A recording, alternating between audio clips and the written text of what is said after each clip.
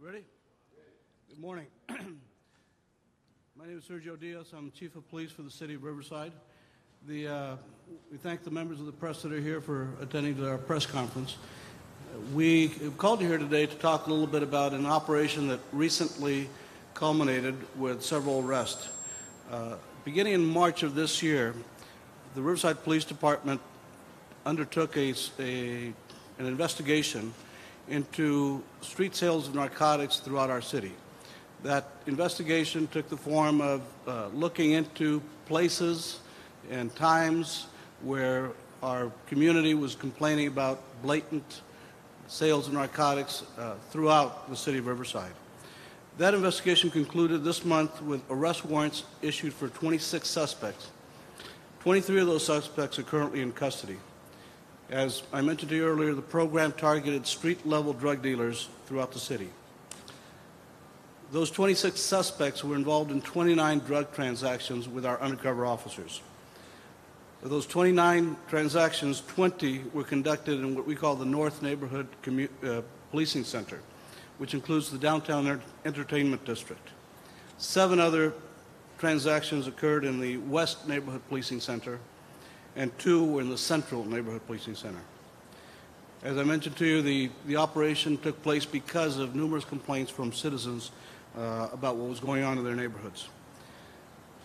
The investigative units within the Riverside Police Department that were represented in this operation included, of course, our narcotics unit, our vice unit, the post-release accountability and compliance team, our PAC team, the University Neighborhood Enhancement Team, the problem-oriented policing teams from throughout the city, and the Downtown Entertainment District beat officers from our north end. From the beginning, the operation was held in conjunction with and in consultation with the Riverside County District Attorney's Office. At this time, I'd like to introduce to you Detective Chris Williams from the Riverside Police Department Narcotics Unit. Detective Williams led and spearheaded and coordinated this operation. Good morning, everybody. First, I got to start out by thanking my team, my partners. They worked hard on this case. Without their help, we wouldn't have been able to accomplish what we did. Also, the assisting units that the chief mentioned were outstanding in helping us get this all to a culmination. So I'm going to give you a few stats. During the operation, we had 20 undercover narcotic transactions, 26 separate suspects. As the chief mentioned, there were 20 of these that occurred down here in the Downtown Entertainment District. Some of the areas were near the main library, White Park, and the shopping center at University and Fairmount. Others occurred in the Magnolia Center area and also La Sierra in Indiana and La Sierra in Magnolia. After these undercover transactions were done, the suspects were contacted by our POP officers for identification purposes. During some of those contacts, there were individuals found to have felony warrants, and they were booked in on those charges into the Riverside County Jail. After they were identified, we held the cases and we submitted these cases to the District Attorney's Office. All 29 cases were filed by the District Attorney's Office. On April 13th, the Narcotics Unit, the Vice Unit, and UNET conducted a buy-bust operation. This is the type of operation where we actually arrest the folks right after they do the deal with the undercovers. We arrested 4 people on that night. All 4 people were on parole, some of them for violent offenses such as homicide, criminal threats, and assault with a deadly weapon. After the undercover portion of the investigation was ended and we filed the case with the DA's office and the warrants were issued, last Thursday we began arresting all the subjects for their outstanding warrants. And as the chief stated, at this time there are 23 of the 26 suspects that are in custody. And just want to remind people that we have the Riverside Police app where you can report these crimes, and we also have the 311 system, which is how we were made aware of what's going on. And just want to thank everybody for coming today. Thank you, everyone. I'd like to, my name is Deputy District Attorney Jay Keel from the Riverside DA's office. I first want to thank the Riverside Police Department for their hard work in this investigation. The Riverside County District Attorney's Office was a part of this operation throughout its duration.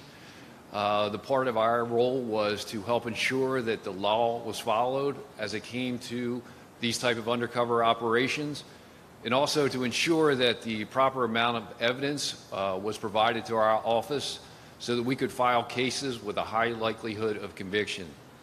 Additionally, a lot of these suspected dealers were already on some type of post-release supervision, so any applicable enhancements, allegations were filed for crimes being committed while on probation, parole, or post-release supervision. Thank you. Morning, everyone. I'm Mike Gardner. I am the council member who represents the downtown area of Riverside and the neighborhoods surrounding it. This operation is an example of the strong working relationship and commitment of Riverside citizens, businesses, police department, the district attorney, and city government in keeping Riverside a safe and fun place to live and work. It was indicated earlier this began with complaints from residents and business people and culminated with a large multi-agency operation to address the problem. Those arrested were dealing hard drugs, methamphetamine, cocaine, heroin, the drugs that will kill you. This is not an activity that Riverside will tolerate, and we put drug dealers on notice that our city is not the place for you. We will find you, we will arrest you, and we will put you in jail.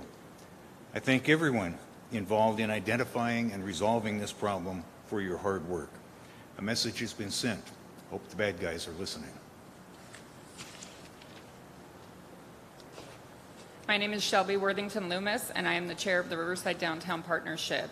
I'm just here to let you know that we partner with the city, city government, downtown police department, the Riverside Police Department, and the downtown local businesses. We've all created a community of people that work together on many different levels for the growth of the entertainment district and our downtown community, and we are proud for all of the things that Riverside has been going into a growth spurt on with all of our new restaurants opening up, the Downtown Food Lab, which has 14 unique eateries, Imperial Hardware Lofts with, I think, 91 different units that are, it's more of a boutique apartment and live work with restaurants underneath, and also all of the boutique hotels that are opening up. I can't begin to express, as being a business owner as well in downtown, how the safety of downtown is just by far the best it's really been for being a business owner, and we're very excited about the growth of it, and I'm proud to be a Riverside person. We would be very happy to take any questions from for any of our panel. Chief, was there any suspects that had priors that jumped out at you? Were you familiar with some of these suspects? I'm going to let Detective Williams speak to the specifics of that, but most of the suspects were under some kind of supervised release. That means parole, probation, post-release accountability. So yes, these are people in some cases that had some very extensive criminal histories, including violent crimes. Specific to that question, there was, I believe, 12 or 13 individuals that were on actual parole. There was 2 that were on post-release PRCS, and then there was, I think, 5 or 6 that were on regular felony probation. But there over half of these people were on some sort of supervised release. So just the night that I was talking about when we did the buy-bust operation downtown, the 4 subjects that were arrested that night, all 4 of those subjects were on parole. One of the subjects had only been out for 2 hours, had been released for 2 hours, and then he was back in the community trying to sell drugs to get going on what he wanted to do. One of those subjects was on parole for 187 homicide, murder. Another one was on parole for assault with a deadly weapon. And then there was another one that was on parole for criminal threats just that night. But we had many people on parole for home invasion, and also there was a couple that were on parole for carjacking. Any other questions? Chief, you mentioned, this sends a message there. What's the message that people, I guess, participating in this criminal activity, what do you want to tell us? Well, the primary message we would like to have received is that Riverside is not a good place to come and sell narcotics in. If if you make that decision to come to our town and sell dope, you're running a risk of being arrested and being prosecuted. We have a very close relationship with our district attorney's office, which office shares our concern about blatant narcotics sales in our city. So that's the message that we would like the criminals to receive, and we want our community to receive the message that we will always work diligently and constitutionally to ensure that crime doesn't occur in our city to the degree that it's possible for us to ensure that.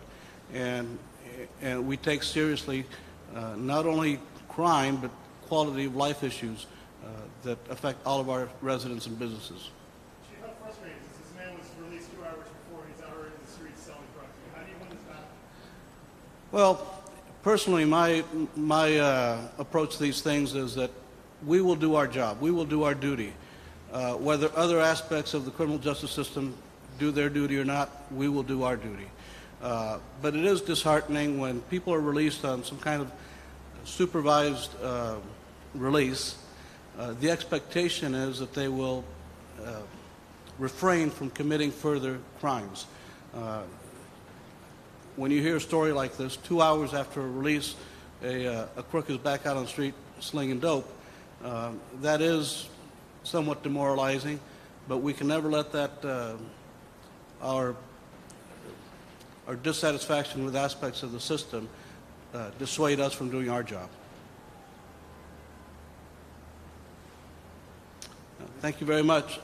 Detective Williams will continue to be available if anyone wants to do a one-on-one, or any of the members of the panel. We're happy to take one-on-ones with you. Thank you.